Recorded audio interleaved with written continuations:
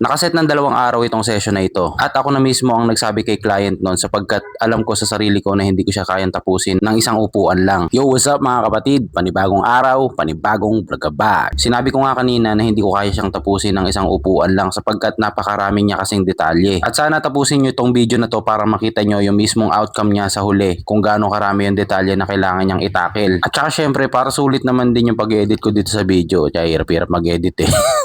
Ngunit bago yan, shoutout muna dito sa ating solid supporter since day 1, Apple Blanquesa. I hope to see you soon at maraming salamat sa palagi mong pagsuporta sa akin. At yun nga, nabanggit ko kanina, marami talagang detalye ang pyesa na ito. Sa buhok pa lang, alam kong magtatagal na talaga ako. Sapagkat marami naman sa atin ay pamilyar sa klase ng buhok na meron si Jesus Christ. Tignan nyo naman yung mga buhok niya, di ba? Sobrang maraming kulot, mahaba at maraming strands na nagpapalala ng detalye. Yung koronang tinik at maraming curve lines at given pa na meron din siyang balbas na ganun din naman. Sobra ding daming detalye doon. Kaya doon pa lang alam ko na sa sarili ko na hindi ko siya pwedeng puwersahin na tapusin kagad sa isang session sapagkat masyadong brutal yun. At saka ayoko rin na mag-suffer yung quality nung outcome. Gaya ng lagi kong sinasabi sa mga videos ko, syempre doon tayo lagi sa quality. At dito sa day 1, sinimulan namin ang piyesang ito. Pinadapa ko yung ating kliyente sapagkat ang gusto kong mangyari, tapusin na muna namin itong likuran niya. Kasi ito yung area na hassle siyang gawin na tapusin sapagkat pag ginawa mo siya ng nakaupo ka, bali-bali yung leeg mo, kakalingon.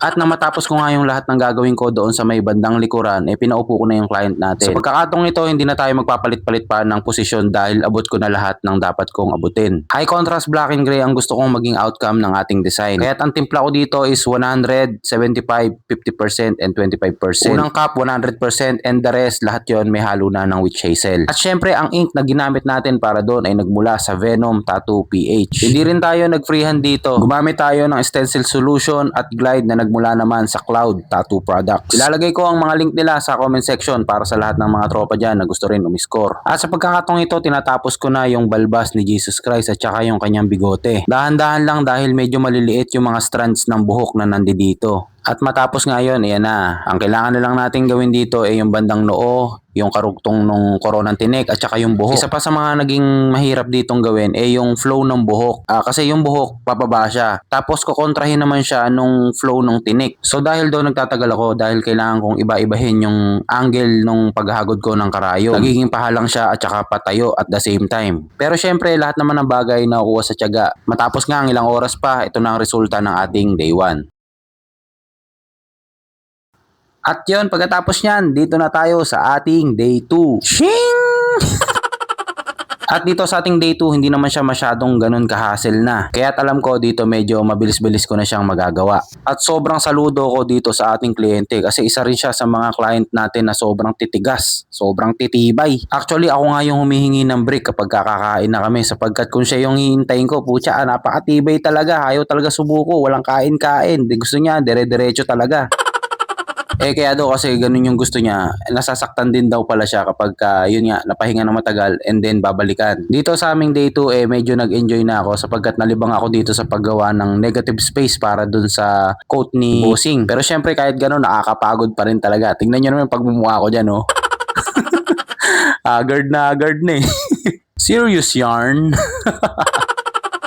At isa pa sa mga na-enjoy kong gawin dito is yung board at saka yung ring. Sobrang liit kasi ng mga detalye pero kitang-kita naman siya. Tsaka yung mga harang na parang gawa sa mga mesh wire and then itong mga building. Nakaka-enjoy kut-kutin eh, oh. Kita niya yung mga maliliit na yan. Madetalye man somehow, parang ang sarap niyang gawin. At yun, hindi ko na nga patatagalin. Makalipas ang 2 araw ng romansahan sa balat. Ito na po ang ating resulta.